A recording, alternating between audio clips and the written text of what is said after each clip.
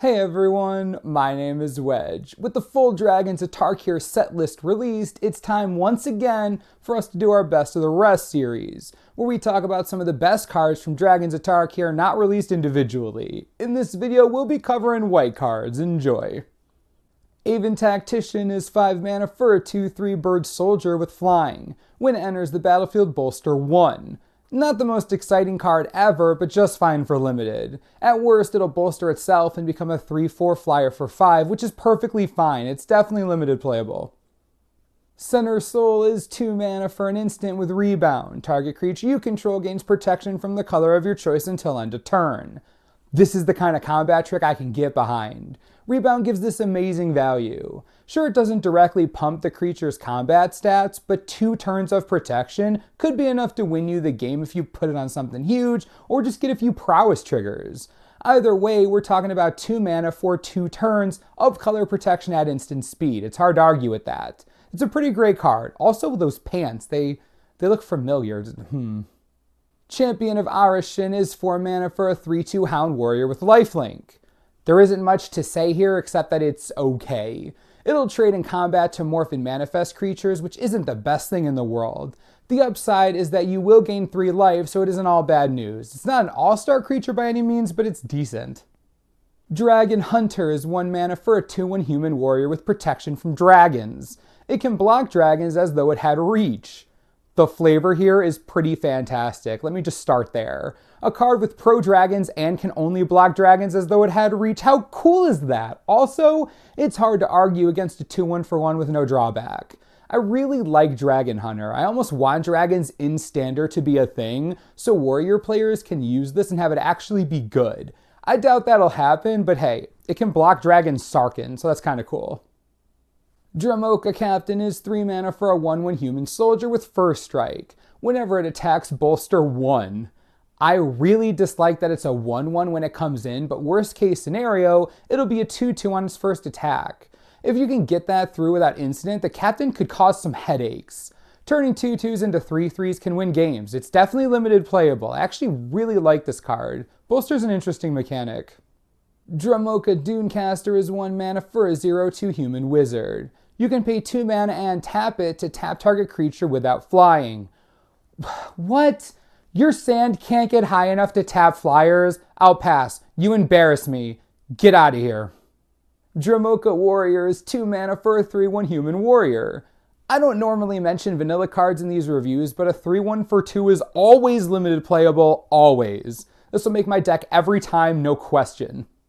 Bolster on a Stick, or Echoes of the Kin Tree, is 2 mana for an enchantment. Pay 3 mana to bolster 1. Okay, I want this to be good, and it sounds annoying beyond belief to play against. My issue is the speed of the format. We honestly have no idea how fast the draft format is going to be. I'd love for this to be good, I really would, but it will require slow games, like outrageously slow. Just keep that in mind. Enduring Victory is 5 mana for a removal spell. Yep, it's right there. Okay, bye. Fate Forgotten is 3 mana for an instant. Exile target artifact or enchantment. There is a lot going on here. First, strict upgrade to Altar's Light, so RIP there. Second, if you're playing green and white, Fate into Antiquity is also obsolete. This is just another way to deal with the gods from Theros. Also a decent removal spell against whip decks, but as usual, sideboards are only 15 cards. This is going to be fighting super relevant spells, so not sure it'll make an impact.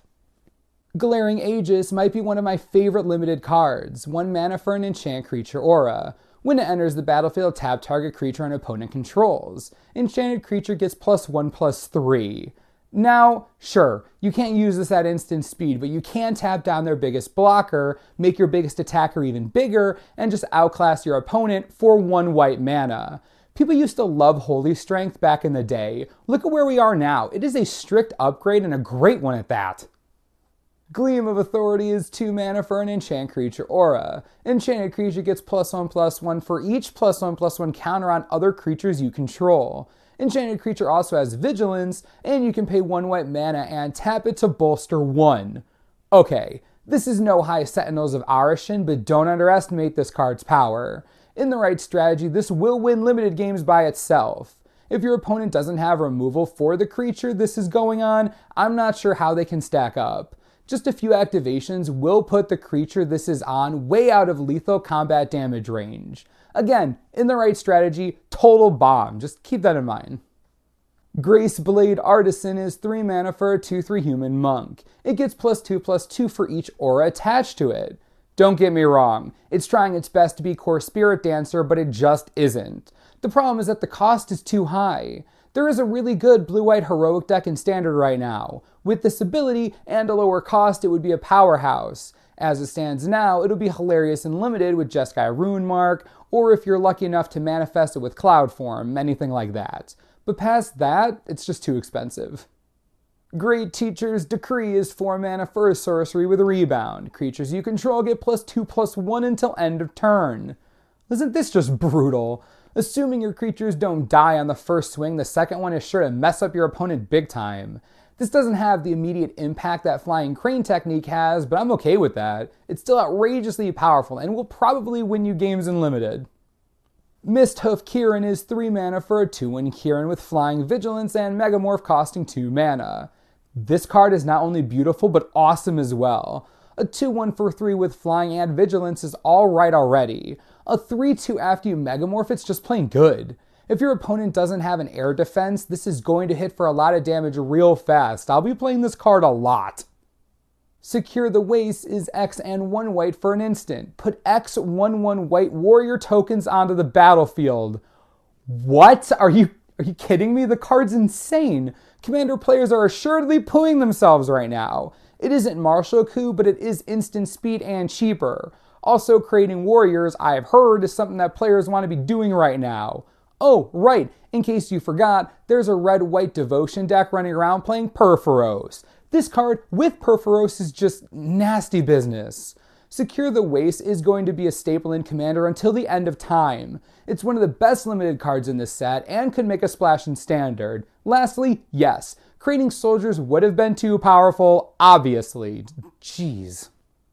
Strong Arm Monk is 5 mana for a 3/3 human monk. Whenever you cast a non-creature spell, creatures you control get +1/+1 until end of turn. 5 mana for a 3/3 isn't all that exciting, but that ability is more than enough to make up for it. In a spell-heavy limited strategy, your opponent is always going to be second-guessing their decision to attack or block. As long as you have untapped mana and this in play, you threaten a board-wide combat trick every turn. That pressure alone is enough to steer a game in your favor. The monk might not seem very flashy, but he is crazy good. Student of Ojutai is 4 mana for a 2/4 human monk. Whenever you cast a non-creature spell, you gain 2 life. Simple card, but outrageously stupid in the right deck. If this were just a bit cheaper, it would be a Standard staple. As it stands now, it's just fine for Limited. It blocks all morph and manifest creatures pretty well. Beyond that, gaining a steady stream of life is hard to beat. Again, in the right deck, this is real hard to fight against. That'll do it for the rest of the white cards in Dragons of Tarkir that we felt like talking about. Any of these impress you? Happy? Sad? Need a hug? Let me know how you feel in the comments and I'll be around. I think white's looking pretty strong for the pre-release and the draft format in general. We'll cover all the other colors in the coming days. As always, subscribe for the latest and most reliable Dragons of Tarkir spoiler information you could ever need. This is the Mana Source. I'm Wedge. Thanks for watching. We'll see you next time.